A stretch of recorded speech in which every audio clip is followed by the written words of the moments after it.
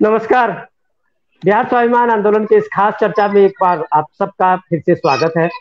आज हमारे बीच में जो बहुत दिग्गज मेहमान हैं, हमारे पास अभ्यानंद जी हैं, फॉर्मर डीजीपी बिहार, और हम लोगों के आप समझिए कि मार्गदर्शक हैं। अगर बिहार के टैलेंट को कहें, बिहार के जो आज की जनरेशन हो, हमारी पीढ़ी की जनरेशन हो, अभ्यानंद जी ने हमेशा एक मार्गदर्शन दिया है, अपने चीजों से ये चीज दिखाया है कि बिहार के स्टेक होल्डर्स जो है, वो बिहार का स्टेक होल्डर्स हर एक आदमी है जो बिहार को बदल सकता है।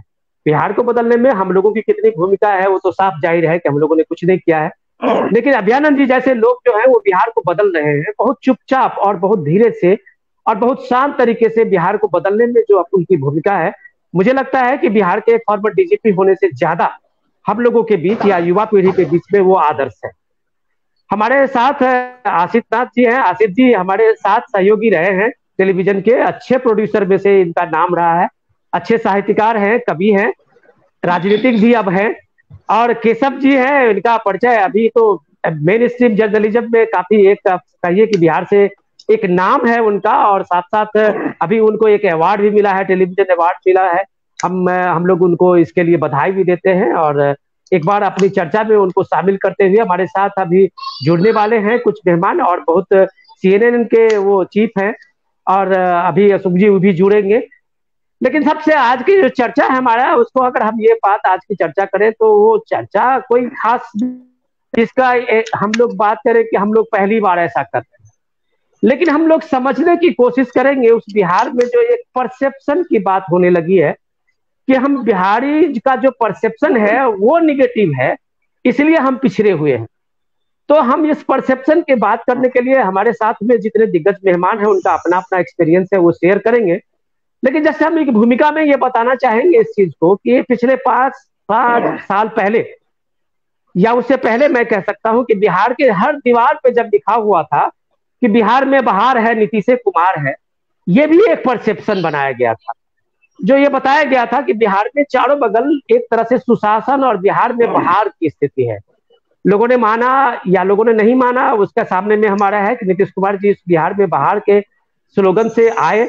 लेकिन आज दिक्कत क्या है कि जो परसेप्शन बनाने वाले थे वो खुद आज जो है वो स्ट्रगल कर रहे हैं और लोगों को बता रहे हैं कि बिहार जो है ये सबसे पिछड़े राज्यों के शुमार में आया हुआ है। उसके पीछे तर्क यही दिया गया है कि बिहार का बहुत निगेटिव परसेप्शन पूरी दुनिया में है, जिसके कारण बिहार जो है वो इतना पिछड़ा हुआ है। अब भी हमारे माननीय उद्योग मंत्री है शहनवाज साहब, उन्होंने कहा कि जो फिल्मों ने बिहार को सबसे ज्यादा नुकसान किया है, और ये फिल्म जो है वो एक तरीके से बिहार को एक निगेटिव पेंट इस तरह से किया है कि जितने गुंडे हो, मवाली हो, सारे कुछ का कैरेक्टर बिहार से ही आता है। तो लोगों ने, दुनिया ने मान ली है इस चीज को कि ये सारे जो कैरेक्टर हैं, ये कैरेक्टर पैदा लेते हैं वो बिहार में ही लेते हैं, और वो बिहार से ही पैदा लेते हैं, बिहार आगे जाते हैं, और उनका वो क्लॉट चलता है। शायद वो भूल गए किसी बिहार में एक अभ्यानंद जी के इंडिविजुअल प्रयास से मुझे लगता है कि सैकड़ों आईआईटीएन हुए। वो भूल गए कि बिहार में इस तरह की चीजें जो होती है, छोटी छोटी चीजें जिनको लोग नोटिस नहीं कर रहे हैं, कि हमारे बिहार से दर्जनों इस तरह के स्टार्टअप हैं जो पूरे दुनिया में अपनी नाम और अपनी पहचान बना रहे हैं। वो भूल गए हैं इस चीज को कि हम बिहार के लोग, जो कुछ ऐसे टैलेंटेड लोग हैं जो बिहार में वापस आए हैं, उन्होंने एक अपनी शानदार पहचान बनाई है और बिहार को एक नया एस्पिरेशन का उन्होंने एक मूव दिया है। तो ये सब कुछ बिहार में है। तो ये परसेप्शन के जो बात है, उस परसेप्शन की बात में मैं सीधे अभ्यानंद जी से पूछूंगा कि बिहार के जो सर स्टेक होल्डर हैं वो तो अपने अपने तरीके से परसेप्शन को एक बेहतर बनाने में, एक पॉजिटिव बिहार बनाने में तो अपनी पूरी भूमिका निभा रहे हैं। लेकिन जब ये दायरा और जब ये पॉलिसी मेकर के सामने में आता है, जब ये हमारे राजनीतिज्ञों के सामने में आता है, तो वो सिर्फ एक बहाना बनाते हैं और कहते हैं कि बिहार का एक निगेटिव परसेप्शन बना है, उसको पहले बदलना है। ये बदलने में तो सर 30 साल लग गया। और इस परसेप्शन को चेंज करने में जब आप प्रशासनिक भूमिका में थे तो आपने बहुत सारे एक सुधार लाए थे, एक रिफॉर्मेशन लाए थे, और उस समय परसेप्शन बदला था। वही परसेप्शन के नाम पर नीतीश जी ने कई इलेक्शन जीत लिए। तो क्या वाकई में परसेप्शन एक प्रॉब्लम है सर, अभ्यानंद जी? मेरा अपना मानना है कि फिजिक्स का विद्यार्थी होने के कारण आप लोग भी जब स्कूल में ही पढ़े होंगे तो एक ऑब्जेक्ट होता है और एक लेंस या मिरर के थ्रू उसका इमेज बनता है। आप ऐसे देख सकते हैं कि अगर ऑब्जेक्ट लंबा चौड़ा होगा तो most of the time image भी उसी तरह का होगा ऑलमोस्ट। तो परसेप्शन जो है वो लेंस और मिरर क्रिएट करता है, थोड़ा बहुत चेंज कर देता है उसमें। बहुत अच्छा। सीधा का उल्टा भी कर देता है। तो अब रही बात, ये तो थोड़ा मैंने टेक्निकल बात आपसे कर दी, हालांकि इसमें भी कई अर्थ इससे निकाले जा सकते हैं। जो कमेंट एक्चुअली हम करना चाहते हैं वो ये है कि अगर जो शीर्षस्थ पदों पर हैं, वो चाहे प्रशासनिक व्यक्ति हो या राजनीतिक व्यक्ति हो, राजनीतिक व्यक्ति वही होगा जो सरकार में बड़े बड़े पदों पर होगा। मैं भी प्रशासनिक एक शीर्षस्थ पद पर ही था एक विभाग के। उसे कोई हक नहीं है कि वो पब्लिक डोमेन में आकर के रोना रोए। एक शीर्षस्थ पद पर जो है वो कभी नहीं रो सकता है, उसको हक नहीं है, और अगर वो रोएगा तो उसको हट जाना चाहिए उस पद से, क्योंकि आप इससे ज्यादा और कौन सी शक्ति अपने में निहित करना चाहते हैं। ईश्वर तो आप बन नहीं सकते हैं। बहुत और अच्छा। जो सबसे टॉप पोजीशन हो सकता है, cabinet minister, chief minister, heads of the department, शीर्षस्थ लोग हैं। और ये अगर रोना रोएंगे बाहर आकर के और पब्लिक को सुनाएंगे कि फलाने की गलती से ये नहीं हो पा रहा है, I don't think he deserves to be where he is. बहुत अच्छा। इस आपको वो मिला है मौका, तो आप करके दिखा दीजिए, और करने के प्रोसेस में रोइए मत। रोने का काम जनता का है, आपका काम है करके दिखाना, और अगर नहीं कर सकते हैं तो छोड़ दीजिए। बहुत शॉर्ट में परसेप्शन आप क्रिएट कर रहे हैं बाय सेइंग कि दूसरे लोगों के कारण ये हो रहा है, दूसरों के कारण नहीं होता है। आपको अपनी पूरी ताकत लगानी है। आपको जो कमी महसूस हो वो अपने अंदर में आप बात कीजिए, अपने ग्रुप में बात कीजिए, लेकिन पब्लिक डोमेन में आप बात नहीं कर सकते हैं, क्योंकि पब्लिक को क्यों आप सुनाना चाहते हैं? आपको सैलरी मिल रहा है, आपको वोट मिला है, तो फिर इसके बियॉन्ड आप क्या चाहते हैं? आपको पावर्स मिला है, आपको फैसिलिटीज मिली है, तो करके दिखाइए। बहुत शानदार सर। मैं एक बार अपने इंट्रोडक्टरी रिमार्क में अपने सारे मेहमानों से ले लेता हूँ। आपने बहुत कमाल की बात कही है कि आप जब आप शीर्षस्थ टॉप पोजीशन में होते हैं तो फिर आपको सब कुछ एक बार दिखाने का मौका इस जनता ने दिया है। आपके उस आइडिया से जनता, जो लाखों 12 करोड़ से ज्यादा का पॉपुलेशन है, वो पॉपुलेशन आपकी तरफ देखता है कि आपसे वो समाज लाभान्वित होना चाहता है। लेकिन आप जब बहाना, एक्सक्यूज ढूंढते हैं तो इसका मतलब साफ होता है कि आपके पास कुछ नहीं है। मैं सीधे अजीत जी से पास आता हूँ। अजीत जी, आप, सॉरी मैं आपका उस समय इंट्रोडक्शन नहीं दे पाया था। अजीत जी देश के माने जाने वाले पत्रकार हैं, बहुत सीनियर जर्नलिस्ट हैं। अजीत जी इंटरव्यू से लेके आउटलुक तक रहे, अभी CNN में हैं। और अजीत जी ने बिहार को और पूरे देश को, ये सामाजिक सोशियो इकोनॉमिक को बहुत तरीके से समझा है, लिखा है।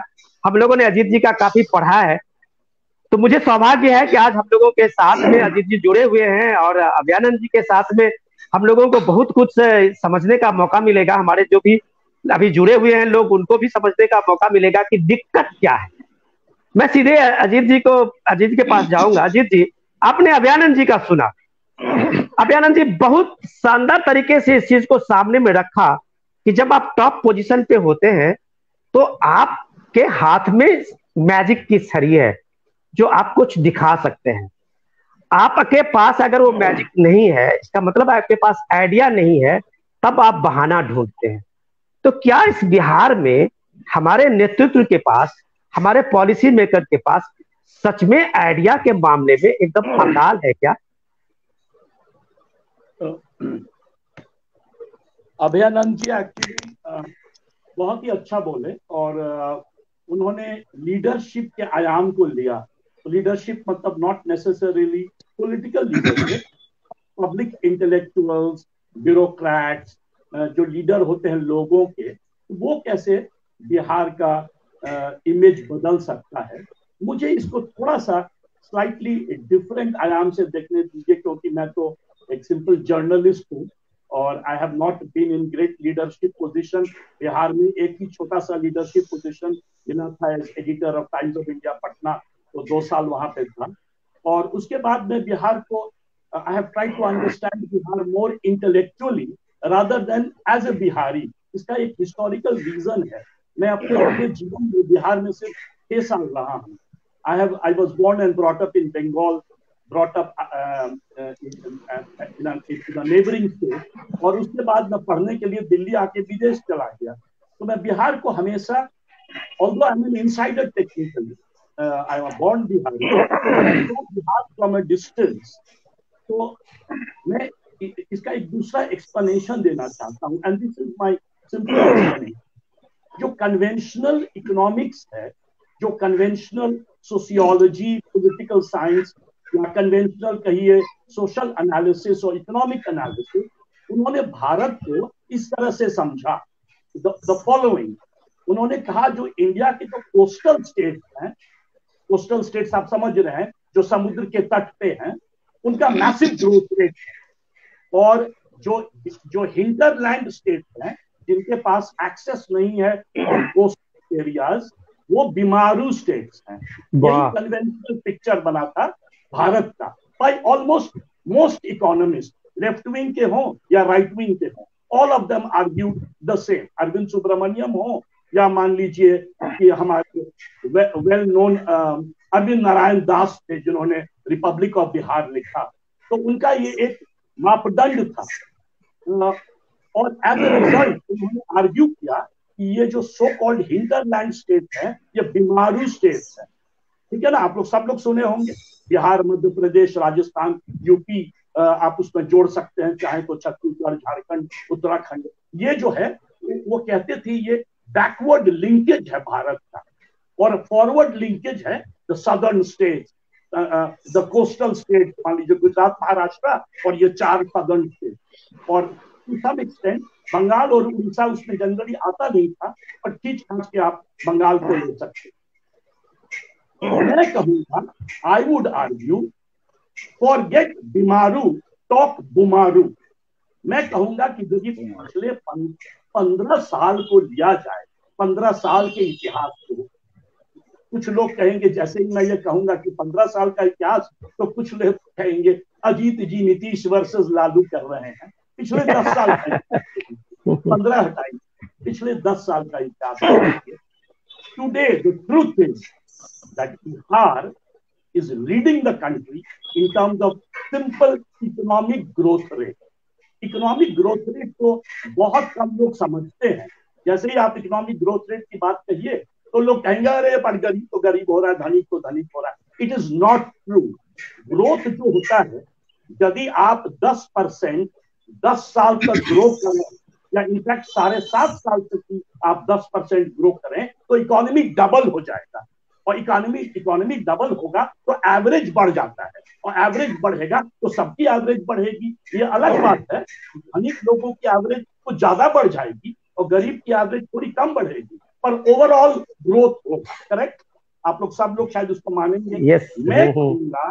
मैं कहूंगा if you look at the growth rates of the BIMARU state led by Bihar, UP उसके पीछे है, राजस्थान उसके पीछे, मध्य प्रदेश का एग्रीकल्चरल ग्रोथ रेट बहुत हाई है, पर ओवरऑल ग्रोथ रेट बिहार के समान नहीं है। तो मेरा आर्ग्यूमेंट होगा Bihar is leading the transformation of India in the last 10 years और से द लास्ट 15 years। और इसके लिए मैं काफी सारा इंडिकेटर्स आपको दे सकता हूँ, अब दूंगा नहीं क्योंकि इस डिबेट में बहुत सारे स्पीकर्स आएंगे, बट मैं 2-3 इंडिकेटर आपको देता हूँ। Economic growth rate 10% for the last 10 years, in fact I would argue 10% for the last 15 years। इसको कहा जाता है अनप्रेसिडेंटेड रेट ऑफ ग्रोथ। जबकि कंट्री का ग्रोथ रेट 2019 से 4.5% पे अटका हुआ है। 2012 से जो है 2004 और 2012 के बीच 8.5% था, वो डिक्लाइन कर गया है 2017-18 के बाद। तो anyway, so simple point is that Bihar economic growth rate is extraordinary. Number 1, literacy figures लीजिए, औरत का लिटरेसी का लिखा जाए, एवरेज कंट्री का 2001 और 2011 के बीच, और 2011 और 2021 का सारा फिगर्स नहीं आया है, पर एवरेज वुमेन्स लिटरेसी तो मैं देखा हूँ 14 से 15% ग्रो किया है। बिहार में 19%, highest in the country literacy of women. मैंने 2 इंडिकेटर दिया, ठीक है ना। आप अच्छा, इसके बहुत सारे, ये तो मैं इंटेलेक्चुअली आर्ग्यू कर रहा हूँ, इसके बहुत सारे और भी आयाम हैं। जब मैं अपने गांव में पहले जाता था तो मेरे गांव में एक मिडिल स्कूल था। मेरा गांव है मधुबनी में, कोयलक जिला, कोयलक गांव मधुबनी जिला में। उसमें एक मिडिल स्कूल था, एक हाई स्कूल था और एक कच्चा बना हुआ प्राइमरी स्कूल था। आज मेरे गांव में 24 school, 24। They are largely private schools run by various organizations, including some of them are run by some Muslims who have brought money from the Gulf and put in money in education. और सबसे remarkable चीज क्या है कि जब मैं घर के दहलीज पे दलान पे कुर्सी लेके सुबह उठ के चाय पीता था, all I would see young girls in bicycles all going skirt पहन के सारा जा रही होती। गर्मी का छुट्टी, बहुत अच्छा। गर्मी के छुट्टी में कहाँ जा रही हो, कौन सा स्कूल खुला है? तो कहती कोचिंग सेंटर खुला है सर, स्पेशल क्लासेस होता है। Man, it's a delight to see this enormous transformation in the entire face of Bihar. अच्छा, बहुत अच्छा। एक लाइन और जोड़ सर, जी सर, ये यहीं तक सीमित नहीं है। 6 सेक्टर है बिहार का, 6 सेक्टर, जिसमें कि energy is one of them, construction is the other, infrastructure is the other, banking sector is the other, जिसमें ग्रोथ रेट 30% के ऊपर है, 30% के ऊपर है, अनप्रेसिडेंटेड है कंट्री के अंदर। Now what I wanted to argue, perception जो है बिहार का वो है essentially backward state, essentially crime-ridden state, essentially jungle raj. Reality ये है 15 साल 10 साल का, एंड आई कैन आर्ग्यू कि पिछला 2000 साल का भी इस जमाने में we were the center of civilization, right? Patliputra was more developed than the Greeks and the Romans. So we have, कोई भी इतिहास में जो ग्रोथ होता है उसका अप्स एंड डाउन्स होता है। In the past we were the center of civilization in India. Today we are leading the growth transformation of India. Gurgaon जहां मैं रहता हूं, दिल्ली में, या all over the urban areas, Bihar का ही जो लेबर है मेहनत करके ट्रांसफॉर्म कर रहा है। मैं जहां गुड़गांव में रहता हूं, बाहर निकलता हूं, each and every laborer is from Bihar. तो जो स्किल्ड लेबर है, मान लीजिए सीनियर सिविल सर्वेंट्स हैं, प्रोफेसर्स, डॉक्टर्स, दिल्ली में आप आ जाइए, भरे में है। डायस्पोरा में जब मैं था, मैं अमेरिका में रहा, मैं इंग्लैंड में रहा, the number of doctors, Patna medical college के, रांची मेडिकल कॉलेज के, लॉस एंजलिस में मैं था, कैलिफोर्निया में, वहां पर मिथिला सोसाइटी। अजीत जी, मैं आपके पास दोबारा आता हूँ। मैं एक चीज तो कह ही सकता हूँ कि मैं फिर दोबारा आता हूँ आपके पास, सर जरा एक इंट्रोडक्टरी रिमार्क ले लूं इन लोगों से भी, अपने रहे और गेस्ट सब। लेकिन एक बात तो मैं बताऊं कि जितनी बात आपने बताया है उसमें ये ट्रांसफॉर्मेशन जो हुआ है उसमें से ज्यादा वो लोग शामिल हैं जो पॉलिसी मेकर नहीं है। जिस बात की बात मैं आज कह रहा हूं कि जो अत्यानंद जी जो बात को उठाए थे लीडरशिप की बात पे, जो बात आपने कही है, ये बिहार को चेंज जो किया है, ट्रांसफॉर्म जो किया है, वो अनसंग हीरो है जिन्होंने बिहार को बदला। अपने गांव की बात कर रहे थे, मैं उसी बात को लेके एक बार आशीष नाथ जी के पास जाता हूं। ये बिहार में रहते हैं, राजनीतिक वहां की जो पहचान है, नब्ज है, उसको भी जानते हैं, पुराने पत्रकार हैं। आशीष जी, बिहार के इमेज को जिस तरह से एक पॉजिटिव रूप में अजीत जी ने रखा है, शायद मुझे लगता है कि बिहार सरकार भी अपने को नहीं रख पा रही। बिहार में डेफिनेटली एक जिन्होंने जितना शानदार तरीके से अजीत जी ने रखा है, मुझे लगता है कि बिहार सरकार इस चीज को सेल आउट नहीं कर पा रही है। क्योंकि आप अगर निवेश के रूप में देखें तो बिहार निवेश के रूप में सबसे पीछे है। कोई भी एक इंडस्ट्री वहां पे निवेश करने के लिए तैयार नहीं है। अभी भी जो एक दो इंडस्ट्री हो रही है वो गवर्नमेंट के अपने, सेंट्रल गवर्नमेंट और स्टेट गवर्नमेंट के अपने दोनों के इस एफर्ट से ये दो तीन इंडस्ट्री की बात शुरुआत हुई है। मैं सीधे आपसे ये बात पूछना चाहूंगा, इसी बिहार में जो सबसे ज्यादा परसेप्शन और जो एक्सक्यूज लेने की बात है, आज का वो दिन है बिहार में 88 साल के बाद। अजीत जी, मैं आपको एक न्यूज देना चाहता हूं, शायद गुड न्यूज है बिहार के लिए। 88 साल के बाद मिथिलांचल के दो एरिया कनेक्ट हुए। एक पुल, कोसी का पुल टूटा सर, और उस बिहार से 4 रेल मंत्री बने, और किसी ने भी आज तक उस चीज को ये नहीं किया। क्यों ऐसा हुआ? जो अटल बिहारी वाजपेयी ने उस इनिशिएटिव को लिया और एक पुल बना, कोसी के महासेतु पुल जिसको हम लोग कहते हैं, आज उसकी शुरुआत हुई है। सर, मधुबनी से आप सहरसा मधेपुरा 1 घंटे 1.5 घंटे में पहुंचेंगे। जो हम लोगों को याद है, जब हम लोग दरभंगा में पढ़ते थे 13 से 14 घंटा लगता था सहरसा मधेपुरा कटिहार जाने में। तो असित जी, ये सारी चीजें बिहार में है, बिहार में वो पोटेंशियल है जो बात अजीत जी ने कही है। लेकिन लीडरशिप के मामले में एक दूसरे को नीचा दिखाने के लिए क्या बिहार में इस 30 सालों में सिर्फ जंगल राज ही रहा है क्या, जो परसेप्शन आपने बनाया है या पॉलिटिकल पार्टीज ने बनाई? देखिए, सबसे पहले तो मैं ये कहूंगा कि ये परसेप्शन फिल्म से नहीं बना, ये परसेप्शन सत्ता समाज ने बनाया अपनी नाकामी छुपाने के लिए, और इस परसेप्शन को एस्टेब्लिश किया मीडिया ने सरकार की मदद करने के लिए और सरकार से मदद पाने के लिए। वरना अगर फिल्मों से इस तरह का परसेप्शन क्रिएट होना होता तो मुंबई के अंडरवर्ल्ड पर तो तकरीबन 300 फिल्में बनी है, मुंबई के अंडरवर्ल्ड को सेंटर में रख के।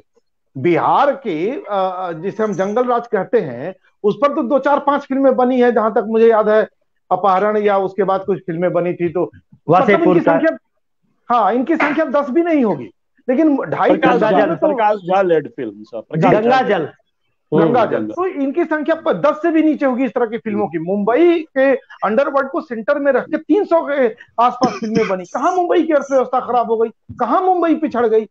तो परसेप्शन फिल्मों ने नहीं बनाया, दरअसल अपनी नाकामी छुपाने के लिए सत्ता समाज ने फिल्मों को आगे कर दिया कि भैया ये तो फिल्म बन गई, इसलिए देखो यहाँ इंडस्ट्री नहीं आ रही है। इनसे किसी ने पूछा नहीं कि मुंबई में भी तो इस तरह की फिल्में बनी, वहां क्यों इंडस्ट्री जा रही है? तो ये नाकामी छुपानी थी। मदद किसने की? मीडिया वालों ने इस सरकार की मदद की बाजाप्ता। इसलिए मैं इस बात को खारिज करता हूं कि फिल्मों ने कोई परसेप्शन क्रिएट किया। परसेप्शन सरकार ने, सरकारी तंत्र ने क्रिएट किया, उसे एस्टेब्लिश किया।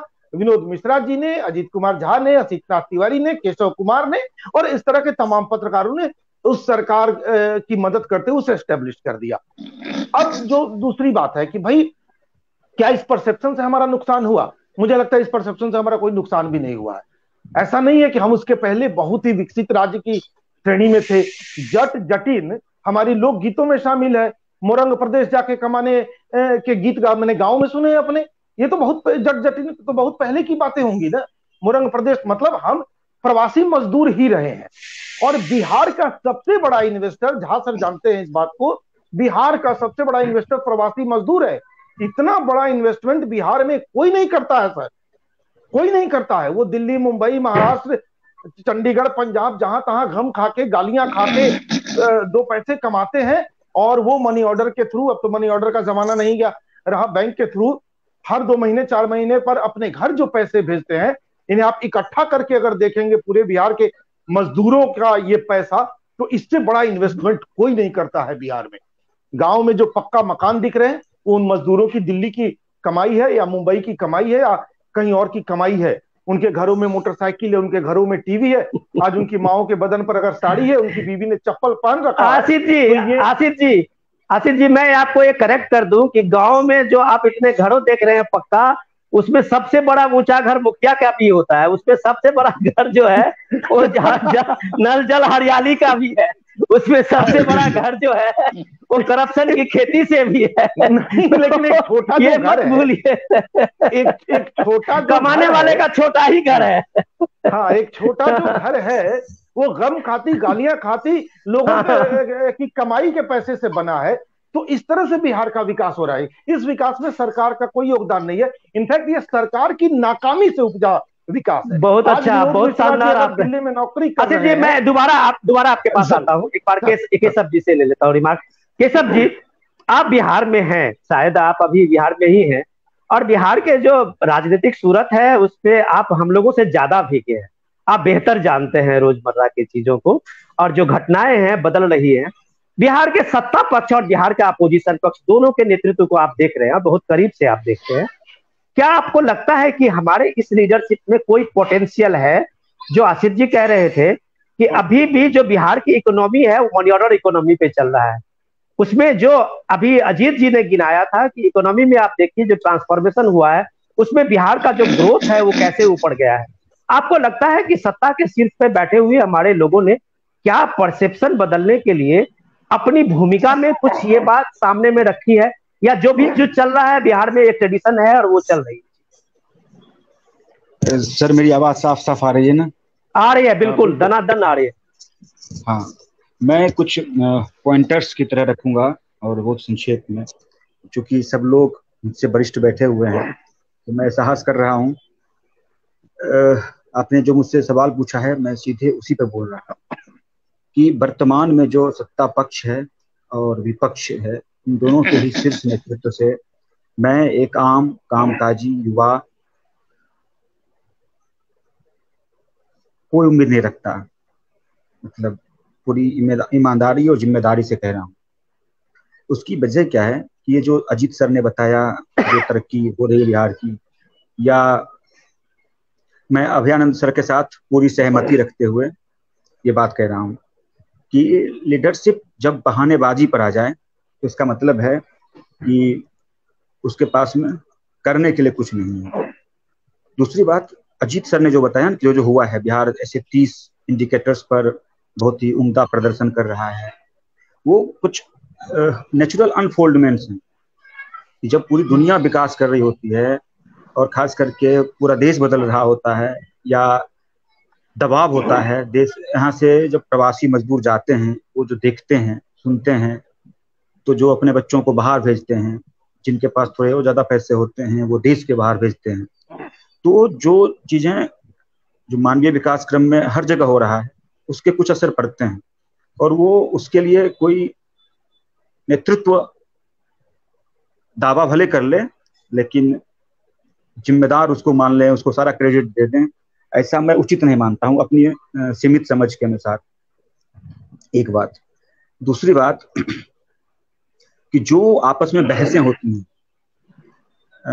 चाहे सत्ता पक्ष की ओर से हो या विपक्ष की ओर से हो, अगर आप एक छोटा सा भी केस स्टडी करें कि मंच 7 दिनों का ही, बीते 7 दिनों का ही अखबार उठाएं या टीवी चैनलों पर होने वाले रीजनल टीवी चैनल पर जो बिहार के अंदर टीवी चैनल हैं बिहार झारखंड, उसमें जो शाम प्राइम टाइम के जो शो होते हैं उनमें बहसों का विषय देखें तो पिक्चर क्लियर हो जाएगा। और मैं जो कहूँगा उसको उसके सबूत के तौर पर आप उसके स्टडी को पाएंगे।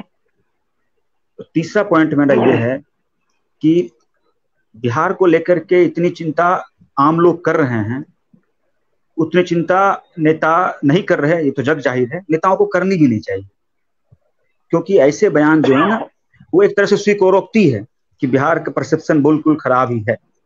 जबकि देश के विभिन्न राज्यों में घूमने के बाद और या देश के बाहर के कुछ देशों में जाने से मेरा जो व्यक्तिगत अनुभव है, ऐसा कहीं मुझको अपने व्यक्तिगत जीवन में देखने को नहीं मिला जहां पर कि, या हो सकता है कि मेरा दायरा ही सीमित हो, कि जिसने किसी ने बिहार को अपमानित करने जैसी कोई बात कभी कही हो। मैं अभी फिल्में देखना कुछ कम हो गया है, काम धाम में व्यस्तता, परिवार की व्यस्तता की वजह से, नहीं तो एक छात्र जीवन में और कैरियर की शुरुआत में फिल्में बहुत देखते थे, तो समय भी होता था।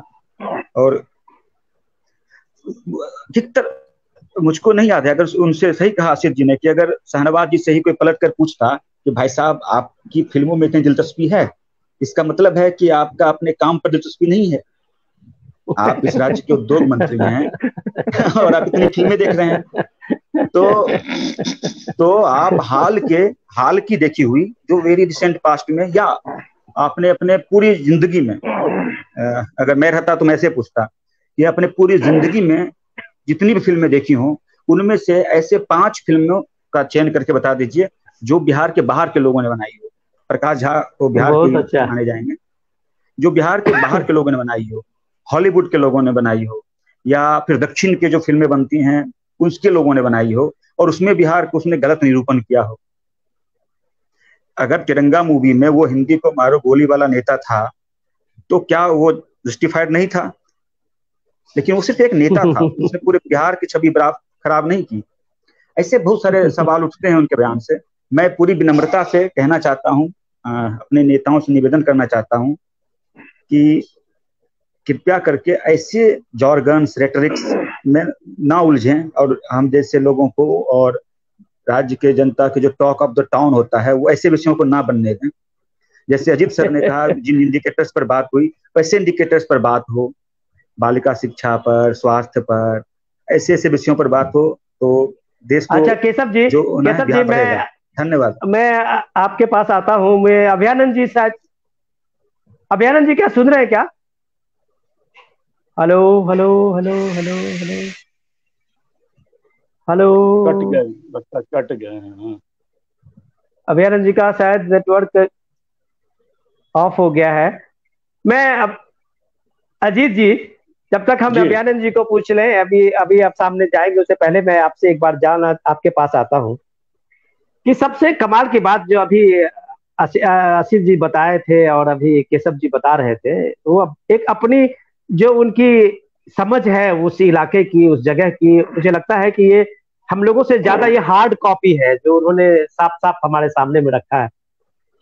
सवाल सबसे पहले लीडरशिप पे आती है। तो आज अगर आप देखें कि बिहार के जो हमारे नेता हैं, हम जो रिप्रेजेंटेशन जिनको दिया है, जो हमारे लीडरशिप है, अपने कंस्टिट्यूएंसी से एमएलए है, एमएलसी है, उन सारे लोगों का आप अगर एक तरह से उनका प्रोफाइल देखें और उन लोगों के जो सामाजिक न्याय की बात तो हुई बिहार में, और सामाजिक न्याय का हमारा 30 साल से इसी सामाजिक न्याय पे ताना बाने से ये बिहार चलता रहा है।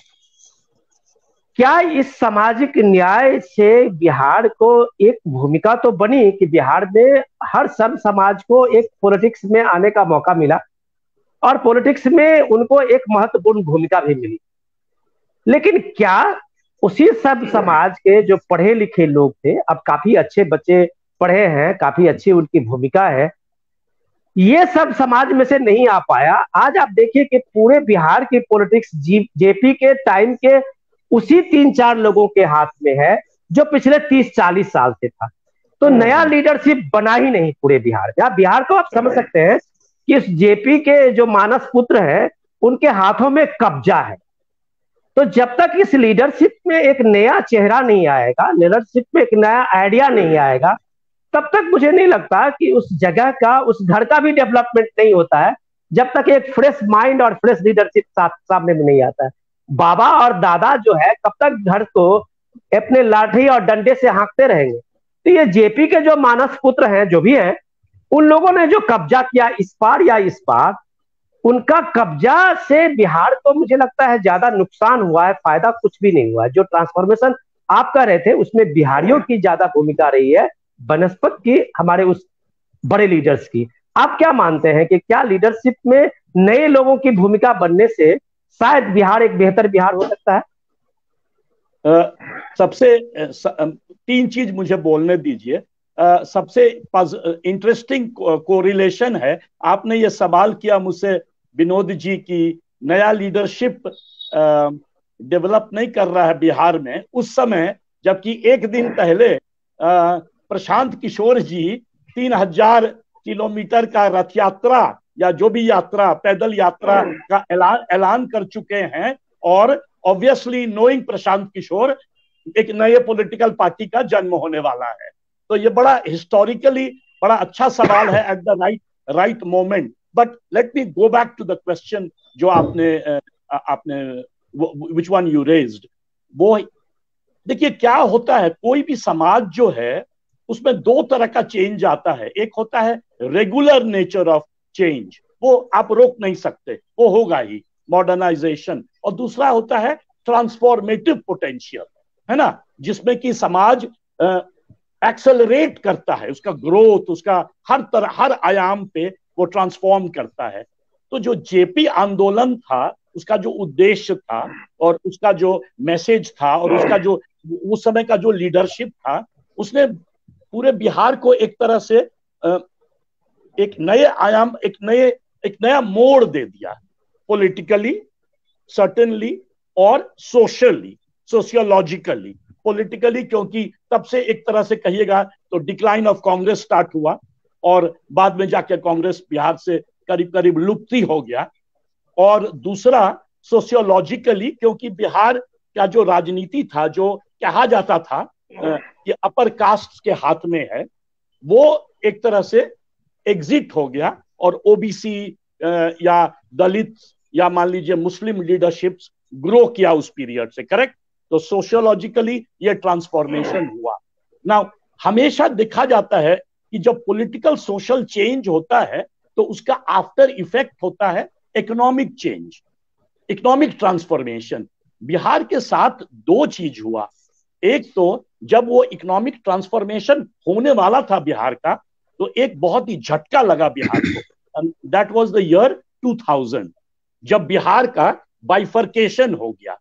और उस बाइफर्केशन को मैं मानता हूं भारत के इतिहास में इतना अनफेयर बाइफर्केशन आज तक कभी नहीं हुआ। वाई? कोई यदि मुझसे यह सवाल करेगा, मैं कहूंगा ये कैसा बाइफर्केशन है कि 1/3 of the state is given to a state with the entire industries and 2/3 of the state gets nothing but agriculture, है ना। आप यदि देखिए झारखंड को सारा इंडस्ट्रीज मिल गया बिहार का, except for may be minor sugar industry और इधर उधर, और सारे कोल माइंस भी गए, सारे कोल माइंस भी गए, सारा कुछ एंटायर जितना है, रांची हो, जमशेदपुर, हाँ, इंडिया का coal mines, the only 2 steel plants that the state had both went to Jharkhand. I mean, Atal Bihari Vajpayee was a great prime minister, but I wish someone had stood in parliament and told this to Mr. Vajpayee कि sir आप इतने बड़े visionary हैं, what a non-visionary bifurcation have you done to this state? But anyway, there were political reasons at that time. So ये जो unfair झटका लगा बिहार पर, उसे हुआ क्या? Look at some of the indicators again. Bihar का सबसे लोएस्ट क्या है? Urbanisation rate. यदि आप सेंसस फिगर लेंगे तो Bihar is the only state in the country with merely 11% urbanisation. मतलब आप समझ रहे हैं ना, इसका 11% बिहारीज जो हैं शहर में रहते हैं। And I am giving you census figures. हो सकता है 2021 तक बदल जाए, पर 11 से 15 होगा, 16 होगा, ठीक है ना। तो ये एक why is such a low rate of urbanization in Bihar? और अब बगल वाला बंगाल ले लीजिए, 32% अर्बनाइजेशन रेट है बंगाल का, just next door to us. Why? उसका कारण है कि हमारा सारा शहर और इंडस्ट्रियल बेस झारखंड चला गया, तो हमारा जो अर्बनाइजेशन रेट जो हायर था बिफोर 2000 लोअर हो गया, नंबर 1। नंबर 2, और ये हो जाता है कारण of historical backwardness. Number 1, as I said, lower rate of urbanisation, which means lower rate of industrialisation, which means lower rate of literacy, ठीक है ना। अजीत जी, एक मैं माफी चाहूंगा आपको, अभयानंद जी आगे हैं, मैं एक सवाल उनसे ले लेता हूं क्योंकि उनका नेटवर्क बहुत जा रहा है, आ रहा है, तो मैं एक बार अभयानंद जी जुड़ गए तो मैं माफी चाहूंगा आपसे, एक बार सीनियर है उनसे जरूर। हाँ, और अभयानंद जी से मैं सीधे, सर मैं माफी चाहूंगा, एक बार अभी नेटवर्क में आपका ये आ गया था उस पे हमसे, तो मैं सीधे आपके पास आता हूं एक बार ये जानने के लिए कि अभी आपने सर एक पोस्ट किया था, आपने लिखा था बिहार के हमारा विधायक कैसा। हम ये इस चीज को लेके हमने कई बार इस चीज को समझने की कोशिश की है कि लीडरशिप के बाद जब आप कहते हैं, जब आपने एक लीडरशिप की भूमिका को जब आप शीर्ष पे पहुंचे और आपने एक लीडरशिप का इमेज दिखाया बिहार को, हमारे विधायक कैसे हो और किस तरह के विधायक को हम चुनते हैं, क्या हम बिहार के लोग अक्सर इस मामले में धोखा खाते हैं कि हम अपने उस विधायक को, जिसको हमारे लिए सब कुछ बनाना है, हमें रिप्रेजेंट करते हैं, हमको लगता है कि हमारे क्षेत्र को हमसे इससे बढ़िया कोई नहीं जानता है, और बिहार में एक मास लीडर के रूप में अगर आप देखें कि हमारे पास कोई एमएलए नहीं है, इतने सारे 200 से 250 से ज्यादा हमारे जो स्ट्रेंथ है, MP सॉरी MLC और MLA का, उसमें अगर हम आप देखें कि एक मास लीडर के रूप में तो हम कम से कम नए लीडरशिप में किसी को नहीं देख रहे हैं। कास्ट लीडर में भले ही 10-5 लीडर हो, मास लीडर कोई नहीं है। तो क्या ये सारी चीजें के लिए हम जनता भी रिस्पॉन्सिबल है कि हम अपने नेतृत्व को किसको चुने और किसको लीडरशिप में हम लाएं सामने में, इस मामले में हम चूक जाते हैं।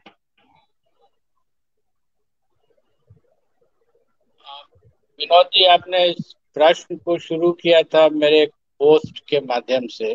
सर वो पोस्ट किस पृष्ठभूमि में मैंने लिखा था वो मैं आपको बताऊं तो शायद अच्छा रहेगा सर। अर्थ और साथ। जी जी।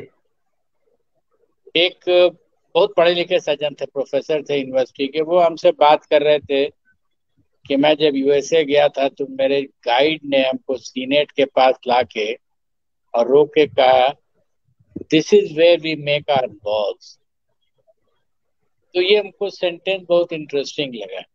USA में एक गाइड है जो सीनेट के सामने में एक पढ़े लिखे व्यक्ति प्रोफेसर हैं यूनिवर्सिटी के, उनको कह रहा this is where we make our laws. तो मैं सोच रहा था कि अगर कोई पटना में या दिल्ली में घूमने निकले विदेशी और एक इंडियन गाइड हो और उससे पूछे what is this building, parliament को देख करके, तो वो बोलेगा क्या कि this is where we make our laws.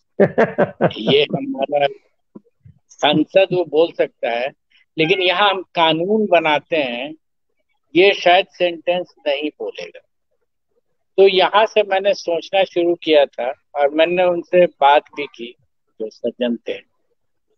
हमने कहा अच्छा ठीक है, ये बताइए कि अगर 5 लोग विधायक के लिए खड़े हैं और आपको चुनना है और डिस्पैशनेटली चुनना है, तो वो कौन सा गुण आप खोजेंगे उनमें जिसके आधार पर आप डिसाइड, अगर प्रोफेसर बनना है तो आप उसकी विद्वता चुनेंगे कि वो विद्वान है या नहीं, डिलीवरी कर सकता है कि नहीं। सिमिलरली अगर पुलिसमैन चुनेंगे तो कुछ और देखेंगे। आप भी जर्नलिस्ट चुनते हैं तो अपने तरीके से चुनते हैं। तो हमको विधायक अगर चुनना है या सांसद चुनना है तो उन कैंडिडेट्स में से हम कौन सा गुण ढूंढें जिससे हम कह सकें कि हियर इज माय विधायक, इसी को मैं विधायक बनाऊंगा। ये बहुत थियोरेटिकल क्वेश्चन है, but then at the base of it यही है। तो उन्होंने कहा कि उसको ईमानदार होना चाहिए। एकदम पहला रिएक्शन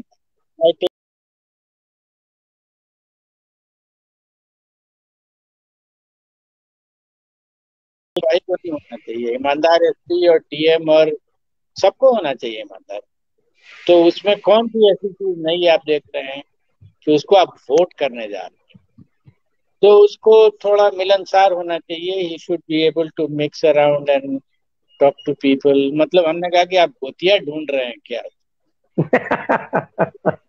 हमारे मरनी हरनी में आएगा और हमारे साथ खाना खाएगा तो ये ठीक आदमी है। तो उन्होंने कई बातें कही, ये क्वालिटी होना चाहिए जो सब में होना चाहिए। Then I put the question like, कौन सी एक ऐसी चीज है जो सिर्फ विधायक ही और सांसद कर सकता है और वो प्रधानमंत्री भी नहीं कर सकता है? आप वो बता दीजिए और आपको आंसर मिल जाएगा कि what should we choose in a vidhayak, what should we look for in a vidhayak और अ सांसद। एंड देन सोचने का लगा वो तो कानून बना सकता है। यस, वही एक चीज है जो कर सकता है। प्रधानमंत्री भी इस देश का कानून नहीं बना सकता है। अब बनवा ले सकता है through various way and means, but वो बना नहीं सकता।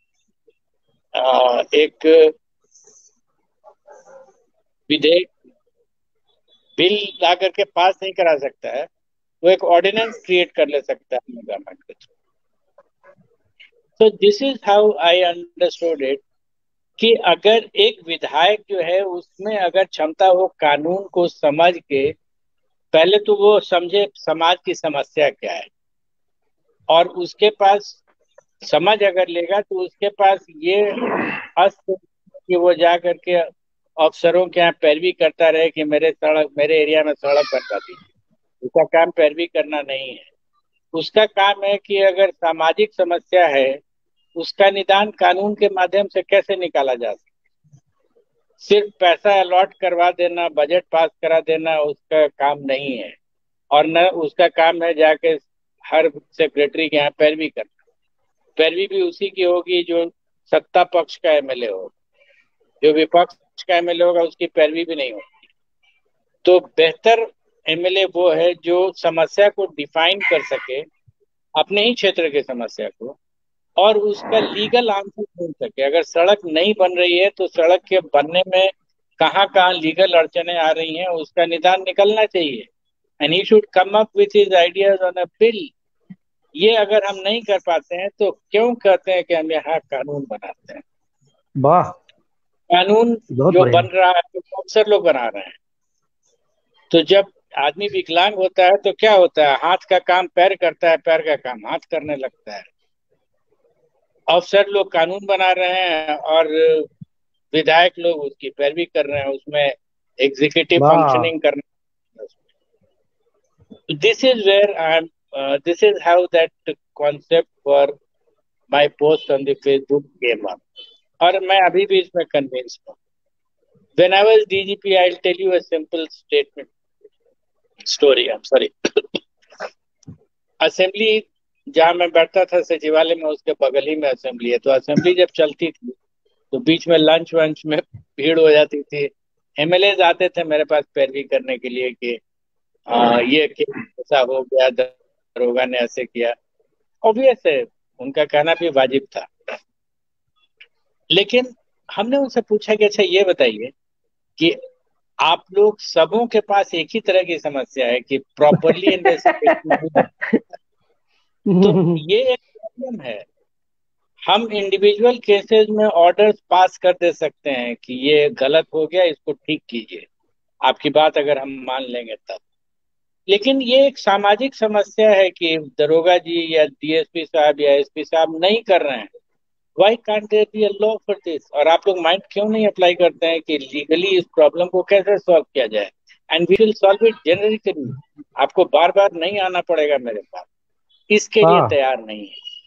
वो इंडिविजुअल केसेस में हर आदमी अपने क्षेत्र का इंडिविजुअल केस लेकर आ रहा है, तो फिर हमारा सिस्टम क्या फंक्शन करता है? आप तो आ गए पैरवी करने के लिए। हमारा इतना ही कहना है कि आप विधायक हैं, आप लोग मिल करके बैठिए और सोच के बताइए कि आप असेंबली में कैसे पास कीजिएगा कोई लॉ जिससे कि मनमानी डीएसपी एसपी किसी की नहीं चले। इस पे आप सोचिए। बहुत हम अच्छा कर दे सकते हैं, आई कैन डू इट। हम किसी को डांट सकते हैं, किसी का ऑर्डर ओवर रूल कर दे सकते हैं। It will help in one particular case but it doesn't help you generally. So this is what I said in that post. बहुत बढ़िया सर। मैं अजीत जी, मैं माफी चाहूंगा कि आपको मैंने बीच में रोक के अभयानंद जी के पास में गया था। मैं सिर्फ ये स्टोरी के लिए गया था जो मैं पढ़ के नहीं समझ पाया। मैं I am very frankly honestly मैं कह रहा हूँ कि जो अभयानंद जी ने जो एक्सप्लेन किया है, मैं वो पोस्ट पढ़ के तुरंत उस समय में नहीं समझा क्या वो कितना बड़ा मैसेज दे गए थे उस चीज से। तो वो चीजें जो अब आपके सामने में है, और मैं वही चीज आपके सामने में रखना चाहता हूँ कि सर दिक्कत क्या है। मैं एक छोटा सा उदाहरण देता हूँ अभयानंद जी के ही उसी पॉइंट को लेके कि सर मनोज सिन्हा, मैं जम्मू कश्मीर अक्सर जाता आता रहता हूँ। मैं जम्मू कश्मीर के थोड़ी सी एक्टिविटीज की जो भी रहा है, मेरा बीट भी रहा है, तो मैंने काम किया है उसमें कई साल तक। तो सर सामाजिक भागीदारी का जो लोकतंत्र है, जिसको ग्रास रूट डेमोक्रेसी कहते हैं, इस एक्सपेरिमेंट को मनोज सिन्हा ने बहुत शानदार तरीके से जमीन पे उतारा कश्मीर सर, जब कश्मीर में। और सर वो एक मिरेकल है। आप जब देखेंगे जम्मू कश्मीर में, वहां अभी ग्रास रूट डेमोक्रेसी जब आप कहते हैं तो सर पंचायती राज के जो फंक्शनिंग देखे हैं मैंने बिहार में आज तक नहीं देखा। मेरी इतनी उम्र हो गई है और इतने मुखिया सरपंच सब कुछ मैंने देखा, लेकिन मैं नहीं देखा जो जम्मू कश्मीर की हालत है और वहां किस तरह का काम हो रहा है। सर 40 से 45 हजार एयरटेल बॉडी हैं म्यूनिसिपल से लेके ग्राम पंचायतों में, और सर इतना तरीके से काम हो रहा है जो पहली बार जम्मू कश्मीर में 2 साल में 100% फ्लैगशिप स्कीम को जमीन पे उतारा गया है। और फ्लैगशिप स्कीम में जनभागीदारी कैसा होता है, तो सर जनरेटर जला के वहां सड़कें बनाई जाती है कि काम पूरा होना है। यही चीज मैं आपसे जानना चाहता हूं कि अभयानंद जी ने जिस बात को एक विधायक के रूप में जो पोस्ट किया था कि हमारा लीडर कैसा हो और हम कैसा लीडर चुनते हैं और हमारे चुनने में प्रायोरिटी क्या है, तो क्या आपको लगता है कि बिहार में, आपने भी प्रशांत किशोर की बात कही थी, जो प्रशांत किशोर एक नया मूव देने के लिए चल पड़े हैं, बदलेगा बिहार, स्वराज की तरफ वो चल पड़े हैं, बहुत अच्छा है और हम शुभकामना हम लोग अपनी तरफ से करेंगे। लेकिन क्या हम सामाजिक रूप में इस सामाजिक जनभागीदारी का शासन देने के लिए, ग्रास रूट डेमोक्रेसी को बात करने के लिए उस फ्यूडल बिहार में क्या ये पॉसिबल है अजीत जी? पहले आपने जेपी आंदोलन का सवाल उठाया ना, तो जेपी आंदोलन पार्टिसिपेशन के तौर पे तो एक तरह से ग्रास रूट ट्रांसफॉर्मेशन किया बिहार का। उसके बाद जो है एक नया लीडरशिप आया। मैंने कहा सोशियोलॉजिकली बिहार का एलिट बदल गया, अपर कास्ट हट गया और ओबीसी लीडरशिप उभरा। पहला चीज, पॉलिटिकली कांग्रेस खत्म हो गया, non Congress political parties power में आ गया। तो मेरा ये कहना है कि जो बिगिनिंग पीरियड था, नीतीश जी का ही पीरियड लीजिए, 3 टर्म्स नीतीश जी मुख्यमंत्री रहे हैं। मैं काफी ब्यूरोक्रेट सबसे बात किया हूं, प्रोफेसर सबसे, ग्रास रूट लीडर सबसे, कि भाई बिहार का ये जो 15 साल का जो चेंजेस आया, तो what was the nature of change. तो सिंपल आंसर सब लोग देते हैं कि जो नीतीश जी का पहला 5 साल जो था ट्रांसफॉर्मेशन, जिस स्पीड से हुआ, जिस इफेक्टिवनेस से हुआ, वो बाद में स्लो डाउन कर गया। अब आप लोग बताइएगा जो बिहार में रहते हैं कि वो सही है कि गलत, बट यही पिक्चर उभरा है। तो व्हाट आई एम सेइंग, जब नया लीडरशिप आता है, आपने मनोज सिन्हा का एग्जांपल दिया, पूरा कंट्री का रिसोर्सेज एनडीए गवर्नमेंट कश्मीर पे लगा रही है, मनोज सिन्हा गए हैं, एक नया कॉन्स्टिट्यूशनल स्टेटस दिया गया है।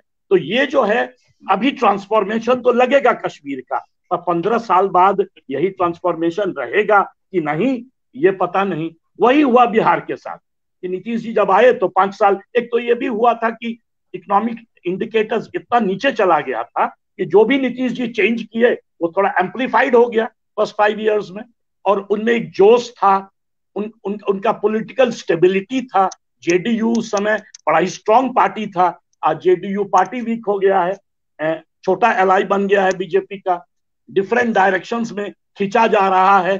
कभी कोई कहता है नीतीश जी वाइस प्रेसिडेंट बनेंगे, कोई कहता है राज्यसभा में आएंगे, कोई कहता है कि मुख्यमंत्री रहेंगे 2025 तक। तो नेचुरली ये सारा पुल जो है, ये बिहार के इकोनॉमिक ट्रांसफॉर्मेशन जो ऊपर से हो रहा है उसको स्लो डाउन कर दिया। But what I liked, Asitnath Tiwari ने भी कहा, और उनके बाद जो मैं नाम नहीं पढ़ रहा हूँ, केशव जी, दोनों ने एक बड़ी अच्छी बात बोली कि ये जो ट्रांसफॉर्मेशन बिहार का हुआ है उसमें पॉलिटिकल कंट्रीब्यूशन बहुत कम है, उसमें एक्चुअली कंट्रीब्यूशन है बिहार के लोगों का। तिवारी जी ने कहा बहुत स्ट्रॉन्ग, मतलब एविडेंस के साथ कहा कि ये जो आप जिसको आपने मनी ऑर्डर इकोनॉमी कहा, ये रेमिटेंस इकोनॉमी है। बाहर का पैसा जो मिडिल ईस्ट से, मैं मिडिल ईस्ट में भी कुछ साल रह चुका हूँ, वहां का जो लेबरर है पहले केरला का होता था, आंध्रा का होता था, तमिलनाडु का होता था। अब आप जाइए Bihar, Rajasthan, UP, dominated by Bihar. अब आप यदि फ्लाइट लीजिएगा यहाँ से ओमान के लिए, दुबई के लिए, मान लीजिए सऊदी अरेबिया का कोई भी सिटी के लिए, बहरीन के लिए, तो आपको खाली मैथिली और भोजपुरी सुनने में आएगा वहां पे, या अंगिका, या दिग्विजय सिंह, जब मैं कतर में, दोहा में, जब एशियन गेम्स हुआ, तो दादा दिग्विजय सिंह जो रेल मंत्री थे, फॉर्मर मिनिस्टर, वो आए, वो मुझे जानते थे, हमसे सीनियर थे जेएनयू में, तो आके मेरे पास रहे, तो मुझे बोले कि अपना ऑफिस ले चलो। तो जब वो ऑफिस गए तो आनंदित हो गए। तो मैंने पूछा क्या बात है, कितना खुश है? तो बोले कि यहाँ तो खाली सब मैथिली और भोजपुरी ही बोल रहा है। तो मैं किया हूँ और एडिटर था, तो नेचुरली ज्यादातर लोग तो मुझे जानते हैं नॉर्थ से, केरला वाला, आंध्रा वाला जानता नहीं है अजीत कुमार झा कौन है। तो उन्होंने कहा कि बड़ा अच्छा लगा। तो ये जो ट्रांसफॉर्मेशन हुआ है डायस्पोरा में, आप कैलिफोर्निया जाइए, आज जो बेस्ट डॉक्टर है, जो अमेरिका का एंटायर कोविड ऑपरेशन का ब्रेन है, आशीष झा, वो भी बिहार के हैं। आप कोई भी आप प्रेसिडेंट के सलाहकार बन गए हो। एग्जैक्टली। आप वहां जाइए, गूगल जाइए, some of the top sort of engineers of Google, मैं बहुत बार जाता हूं क्योंकि मेरा भांजा वहां काम करता है, many of them are actually Biharis. आप सीईओज लीजिए, नए नए, पहले तो डोमिनेटेड था by the Tamil diaspora, by Bengali diaspora, by Kerala diaspora, आज इमर्ज कर रहा है बिहार के सॉर्ट ऑफ लीडर्स इन सब इलाकों में। आप स्टैनफोर्ड जाइए, कैलिफोर्निया के तो ज्यादातर कैंपस में आपको top economist, top political scientist Bihari मिलते हैं। तो मैं ये कह रहा हूं कि ये जो अब आप कहिएगा कि प्रॉब्लम कहाँ है, मैं दो तीन प्रॉब्लम, एक तो मैंने पॉइंट आउट किया। सर अजीत जी, मैं एक बार लास्ट में आपके पास आता हूँ। लास्ट पॉइंट, बिहार का अर्बनाइजेशन रेट आज भी बहुत स्लो है। बिहार का एग्रीकल्चरल ग्रोथ अभी भी बहुत स्लो है, एग्रीकल्चरल प्रोडक्टिविटी बहुत ही स्लो है। मध्य प्रदेश का बहुत ज्यादा है, बिहार को सीखना चाहिए। बट सबसे बड़ा जो प्रॉब्लम है बिहार का और सोशल जस्टिस का जो सबसे बड़ा नेगेटिव साइड हुआ, वो ये हुआ कि जो बिहार का एलीट जो था वो पलायन कर दिया।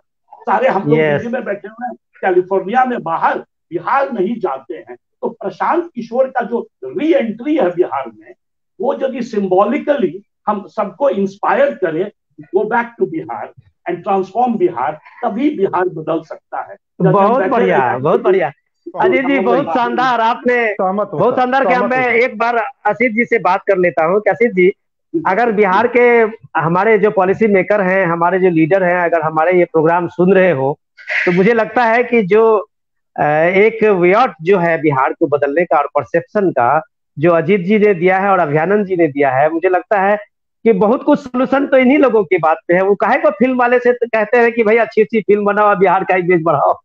यार इमेज तो बिहारी खुद बदल रहा है।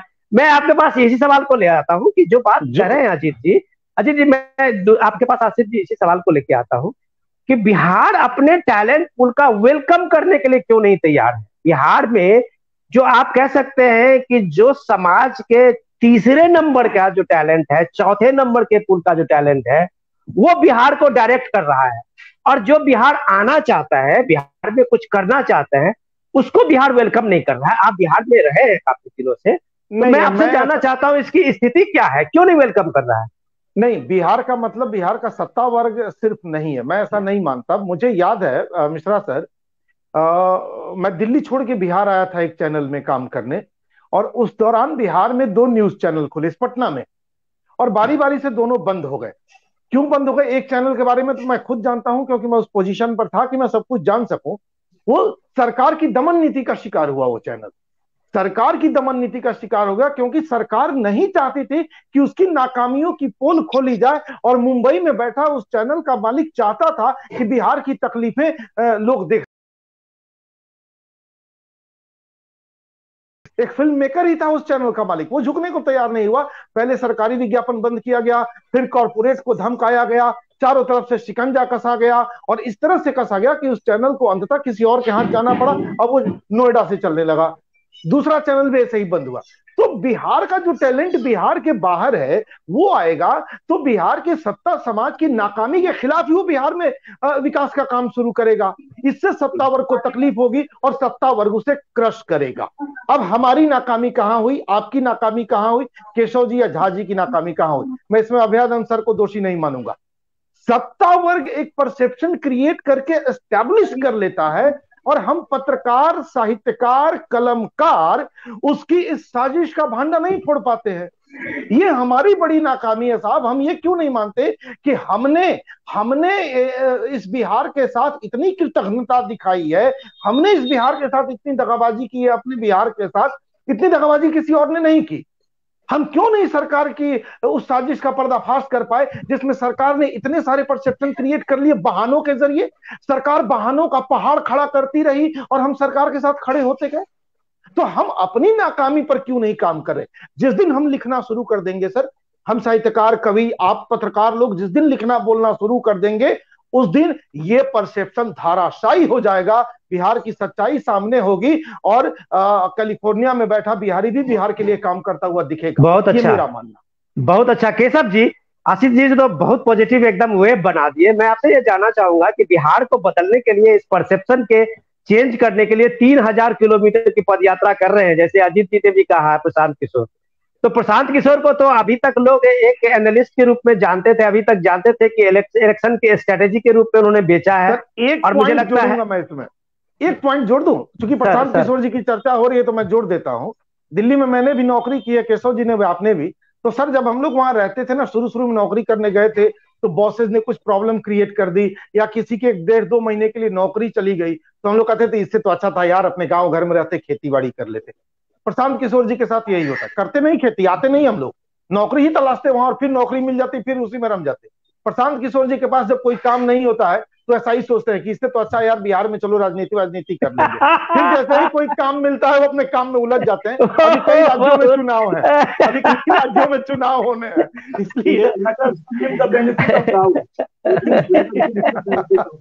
तो मैं केशव जी से जानना चाहता हूँ सर, मैं एक बार केशव जी से लेता हूँ। केशव जी, बिहार में आइडिया की तो कमी है, ये बात तो हम लोग मानते हैं कि वहां पे आइडिया नहीं है, लेकिन अगर प्रशांत किशोर जी जा रहे हैं, प्रशांत किशोर जी तो अपने को अभी तक जो सेल आउट किया है वो कुछ आइडिया के साथ किया, एक फॉर्मेट है उनका और हर स्टेट में वो बेच आते हैं, उनके पास कुछ डेटा है और उस डेटा को लेके इलेक्शन का खेल वो कर आते हैं, उसमें जो तेज तर्रा लीडर है वो जीत जाता है। अभी गोवा में प्रशांत जी तो लेके गए थे टीएमसी को, जितना भी वो बनाए थे टीएमसी का वहां के कांग्रेस को लाला के लोगों का, वो भी जाते जाते सब छोड़ गया।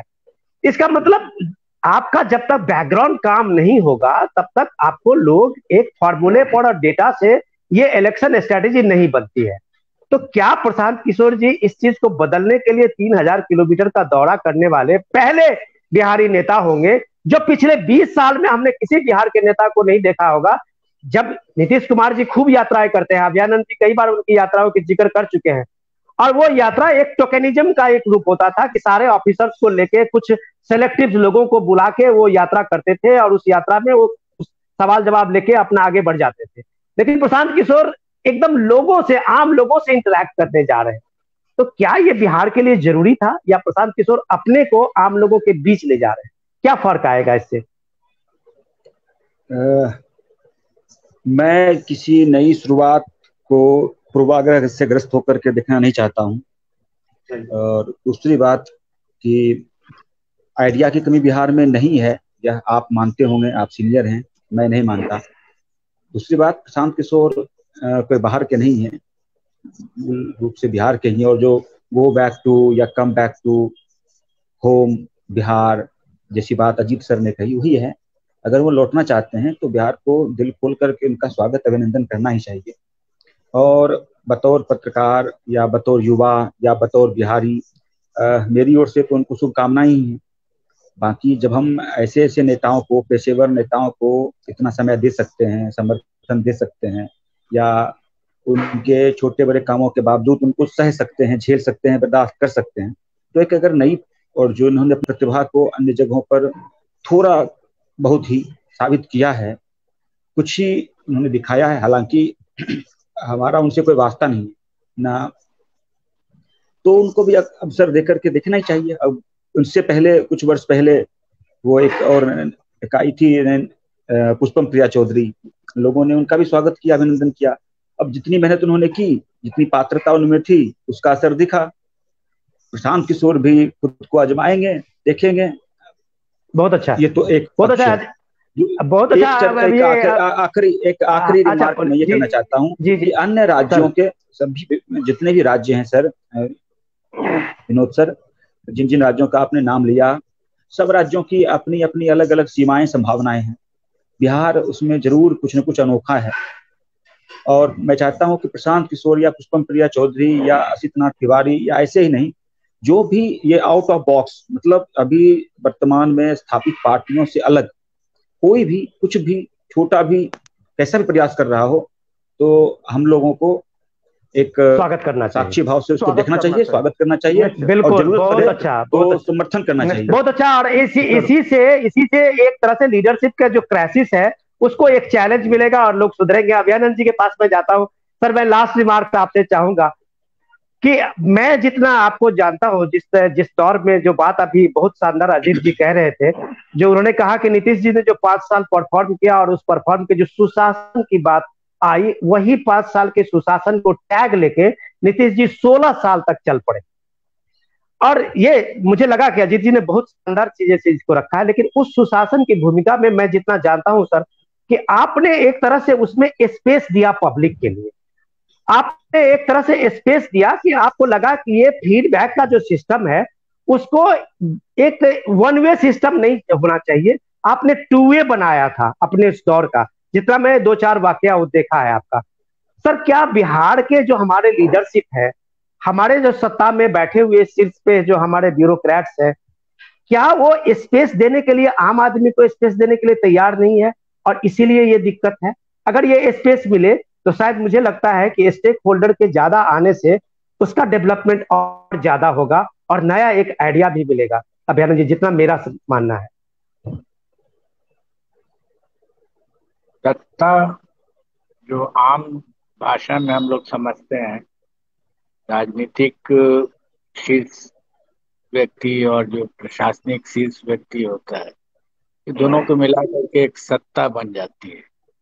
लेकिन उस शब्द से मैं वाकफियत नहीं रखता हूँ, लेकिन फिलहाल जैसे समझते हैं सब लोग वैसे हम भी समझ लें। वो आंकड़ों पर नहीं चल सकती है। हम भी जिस विभाग में थे, विकास के आंकड़ों से तो मेरा कोई संबंध था नहीं, थोड़ा बहुत अखबार में पढ़ लेता था, लेकिन पुलिस, क्राइम, उनका ह्यूमन रिसोर्सेज, उनके पास गाड़ियां, उनके पास कितने अस्त्र हैं और कितनी गोलियां हैं। जब ये सरकार आई थी 2005 में, तो सबसे पहला प्रेजेंटेशन शायद पुलिस ही डिपार्टमेंट का हुआ था, जिसमें मैं नहीं था उस समय, मैं डीजी हेडक्वार्टर था। तो एकदम इतना डेटा प्रेजेंट किया गया था, कहाँ कहाँ कमी है, उसमें गोली बारूद तोप बंदूक सब था। तो एक मुख्यमंत्री को तो परेशानी हो जाएगी कि अच्छा इतना डेटा आप दे दिए और हम ऊपर कहाँ से करें, इतना रिसोर्सेस कहाँ से लाएं। पता नहीं क्यों अन्य मुख्यमंत्री ने मुझे याद किया कि आप आइए जरा समझाइए। तो मैंने एक वाक्य में कहा कि सर, ये प्रेजेंटेशन से तो ऐसा लगता है कि अगर 9 मन तेल नहीं होगा तो राधा बहुत अच्छा। ये किसी स्थिति में नहीं हो सकता है, चाहे क्राइम हो या इकोनॉमिक डेवलपमेंट हो या कोई पैरामीटर आप ले लीजिए, anything. I am a firm believer कि नीयत साफ होनी चाहिए, बहुत अच्छा, और सिंपल अप्रोच होना चाहिए कि एक आदमी जिसको जरूरत है उसका काम हो जाना चाहिए तो होगा। आप, मेरे पास रिसोर्सेज हो नहीं हो, समाज के पास इतना रिसोर्सेज है और इतना सहृदय समाज है कि आप सिर्फ उसको गले लगा लीजिए और देखिए कि क्या डेवलपमेंट हो जाता है। वाह, क्या बात। ये हमने करके देखा है। और ये जब मैं डीजी बनाया, डीजी हेडक्वार्टर बनाया गया, इस नई सरकार जब आई थी 2005 में, उस समय की बात मैं नहीं कर रहा हूँ। मैं बात कर रहा हूँ जब मैं जिला का एसपी रहा, 6 जिलों में सप्ली रहा, जहाँ पब्लिक कांटेक्ट है। आई कैन टेल यू एकदम सिंपल सेंटेंस में, if the people support you, you can do anything. And capital A, capital N, capital Y thing. Let people just support you. और वो तो आपको बिहार का हमने देखा है, पता नहीं दूसरे स्टेट में है या नहीं है, यहाँ के लोग बहुत कृतज्ञ हैं, बहुत कृतज्ञ हैं। वाह, आप उनके लिए थोड़ा सा कीजिए, वो आपको आजीवन याद रखते हैं। आप 25 साल 30 साल के बाद भी उस जिले में जाइएगा, लोग आपको, जो छोटे छोटे बच्चे हैं वो आपकी कहानियां सुना देंगे कि आपके, लेकिन कई बार कहानियां थोड़ा ज्यादा ही हो जाती है, लेकिन इसका मतलब है कि स्नेह है, लोग याद रखते हैं कि आपने किया उनके लिए। छोटी छोटी चीजें हैं, उनको उनके घर में मारपीट हुआ था, उसका सिर्फ उनको न्याय मिल जाना चाहिए। वाह जिसने मारा है उसको सजा हो जानी चाहिए। And they are beholden to you. और क्या चाहिए? वाह, तो आपके पास इतनी शक्ति है, किस चीज का रोना रो। बहुत बढ़िया सर। और हम लोग आज 1 घंटा से ज्यादा हो गया और मैं माफी चाहूंगा कि हमने इतना समय ले लिया आप लोगों का। अजीत जी, हमारे पास टाइम अब कम है, मैं दूसरा आपको ये रिमार्क्स नहीं ले पा रहा हूँ, लेकिन मैं पक्का, आप अगर मुझे हम लोग को समय दें तो हम लोग पक्का कह रहे हैं कि इस अभियान को हम लोग जारी रखेंगे और हम ये बताएंगे कि बिहार के परसेप्शन सर आधा मिनट दीजिए। मैं सर खाली ये कहना चाहता हूँ कि अभयानंद जी ने जो कहा कि you don't need resources to, economic resources या material resources to transform state. उनका ऑब्वियसली रेफरेंस था कि if you have a great visionary and he can bring the people along with him तो कुछ भी हो सकता है। बहुत अच्छा।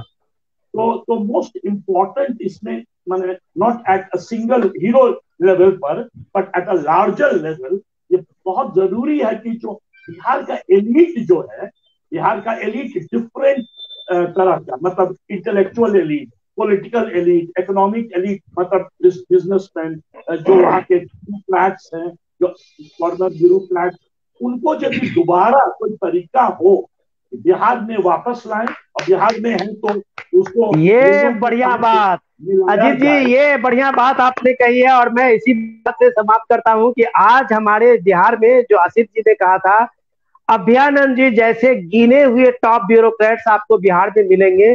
सब बिहार छोड़ चुके हैं, चाहे वो दिल्ली में है, मुंबई में है, मद्रास में, या अपने बच्चे के साथ में अब्रॉड चले गए हैं। बिहार में ये टैलेंट पूल पे जो भी टॉप ब्यूरोक्रेट्स है जिनका एक कंट्रीब्यूशन हो सकता था वो बिहार में नहीं है। लेकिन जो रिसोर्सेज की बात कही है, ऑन दिस नोट एक छोटा सा एक सेंटेंस हम कहना चाहेंगे sir. The basic sentence is, समाज की समस्या समाज ही हल निकाल सकता है। ये सरकारों के पास की चीज नहीं है। समाज की जो शक्ति है ना, वो सरकार से बहुत ऊपर की शक्ति होती है। तो और जिनको ये भी चीज हमें आना है वो सरकार में आने के लिए नहीं आए, वो समाज में आने के लिए आए। और देखिए कैसे अंतर पड़े, कैसे बदलता है। और यही चीज मैं कह रहा हूं कि मैं रिसोर्सेज की बात कर रहा हूं, मैं किसी चीफ मिनिस्टर को तौहीन नहीं कर रहा हूं, मैं उनको छोटा या बड़ा नहीं दिखा रहा हूं। लेकिन मेरे पास अगर कहने के लिए होगा अजीत जी, तो मेरे पास श्री कृष्ण सिंह भी जैसे चीफ मिनिस्टर हुए हैं, जिस आदमी का विजन था कि आपके पास जब बिहार में इतना छोटा रिसोर्सेज था, इतने बड़े बिहार में, तब भी उसने नेतरहाट स्कूल खोल के दिखाया है। जो आज भी आप कोई नेतरहाटियन कहते हैं तो मुझे लगता है कि बिहार के लोगों को एक गर्व होता होगा कि हमने एक नेतरहाट को बनाया था। आज हमारे पास उस स्टैंडर्ड का नहीं है। इसका मतलब है कि हमारे पास वो विजन नहीं है। और वो विजन इसलिए नहीं है कि हम सिर्फ परसेप्शन की बात करते हैं और अपने को इसमें छुपके से बचा लेते हैं। शायद हम लोगों की ये चर्चा अगर हमारे सत्ता पे बैठे हुए लोग, पॉलिसी मेकर के लोग सुने, अगर इस चर्चा को समझे, तो हमें लगता है कि बिहार के परसेप्शन के लिए वो ना लड़े, वो सिर्फ लड़े कि बिहार को बदलने में जो स्टेक होल्डर है उनकी भूमिका को आगे बढ़ाएं, उनको शामिल करें, सामाजिक भागीदारी बढ़ाएं। जो अभयानंद जी ने कहा कि समाज के प्रॉब्लम, समाज अपना प्रॉब्लम खुद दूर कर सकता है, बशर्ते कि आप उसको एक रास्ता दें, आप उसमें शामिल हो।